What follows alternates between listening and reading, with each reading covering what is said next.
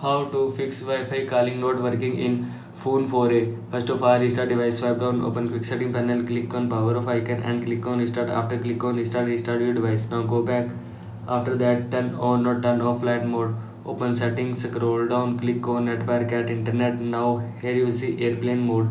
And if you want to turn on flight mode, then turn on this button. After turning on this button, turn on flight mode from your phone. And if you want to turn off flight mode, then turn off this button. After turning off this button, turn off flight mode from your phone. By this button you can turn on or turn off flight mode from your phone. Now go back.